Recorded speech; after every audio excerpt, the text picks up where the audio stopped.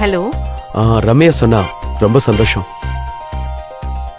நீங்க இவ்வளவு சீக்கிரம் சம்மதம் சொல்லி இத அடுத்த லெவலுக்கே கொண்டு போயிட்டீங்க. ரம்யா மேல நீங்க வச்சிருக்கிற அக்கறைய என்னன்னு சொல்ல. அப்படி இல்ல, நம்ம பொண்ணும் ஆசைப்பட்டுட்டாங்கிறப்போ அத நிறைவேத்துறது தானே சரியா இருக்கும்.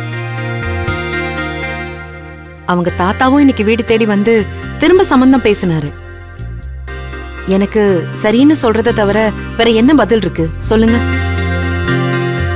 அதான் நாளைக்கு கோவில்ல சந்திக்கலான்னு 2 குடும்பமும் முடிவு பண்ணிட்டோம்.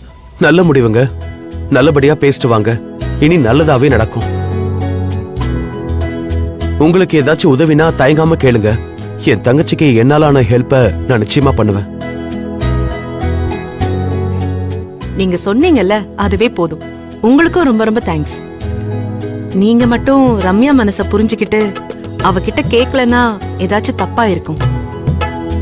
நீங்க அவ பக்கத்துல இருக்கிறப்ப எதுவும் தப்பாகாதுங்க. சரிங்க, அப்போ நாளைக்கு அவங்கள நேர்ல சந்திச்சுட்டு மத்த விஷயங்களெல்லாம் கலந்து பேசிட்டு என்னன்னு சொல்றேன். ஓகேங்க. சரிங்க, நான் வச்சிடுறேன்.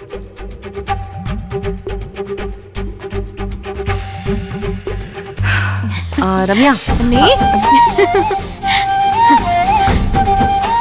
ஏய், என்னாச்சு? ரொம்ப தேங்க்ஸ் அண்ணி. எங்க நீங்க என்ன தப்பா நினைச்சிருவீங்களோன்னு நான் ரொம்ப பயந்துட்டேன். ரொம்ப தேங்க்ஸ் அண்ணி. இப்ப நான் ரொம்ப சந்தோஷமா இருக்கேன்.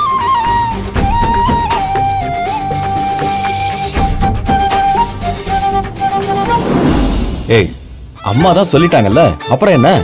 நாம 2 பேரும் பொறுப்பா போய் முன்னாடி நின்னு என்ன இந்த சம்பந்தத்தை நல்லபடியா பேசி ரம்யா கல்யாணத்தை சிறப்பா பண்ணிடலாம். என்ன நீ அந்த பட்டு வெட்டி சட்டை எல்லாம் அயன் பண்ணி வை. அதுக்கு வேலை வந்துருச்சு. போதுமா? இவ்வளவுதானா? இல்ல இன்னும் பேச வேண்டியது எதுவும் பாக்கி இருக்கா?